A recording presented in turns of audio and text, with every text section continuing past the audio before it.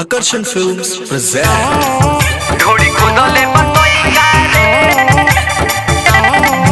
रामनगर के लइका रे Music by Rajesh Sahni. Ramnagar के लइका रे हवे बेतिया यार हमर बगहा भत्ता हवे बेतिया यार हमर बगहा भत्ता सबे कहतावे होई का रे हवे बेतिया यार हमर बगहा भत्ता सबे कहतावे होई का रे ढोड़ी खोदले बतई का रे होई नवलपुर के लइका रे ढोड़ी खोदले बतई का रे रामनगर के लइका रे ढोड़ी खोदले बतोइका रे रामनगर के लइका रे रिया रिकॉर्डिंग स्टूडियो नरकटियागंज। सट चटपटिया रे पीछा वाला गोल छुअला चाहे होई भावल वाला गागल बथर सिकटा पीछा वाला गोल छुअला चाहे मैना टाड़ वाला गागल सुनो यो जुआ सुगौली से मारा बनमरिया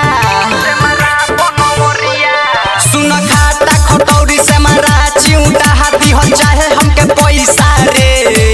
सुन खाता खटौरी से मारा चिउटा हाथी हो चाहे हमके पैसा रे ढोड़ी खोदले बतई का रे भैरगंज के लइका रे ढोड़ी खोदले बतई का रे रामनगर के लइका रे ढोड़ी खोदले बतोइका रे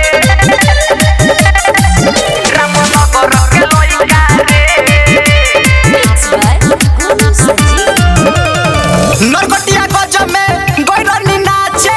उहाँ के लइका सब गोजिए से गाथे पंडई के सरिया हम गैरनी नाचे उहाँ के लइका सब गोजिए से गाथे सुनो गोकुला मथुरा ननकार मोतिहारी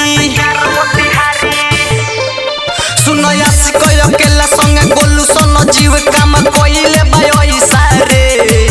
सुनो यासी कयो केला संगे गोलू सन जीव काम कइले बाई सारे ढोड़ी खोदले बतई का रे होई धाना हाके लइका रे ढोड़ी खोदले बतई का रे होई लौरिया के लइका रे सफा खोद के जियान कदलस रिया रिकॉर्डिंग स्टूडियो नरकटियागंज।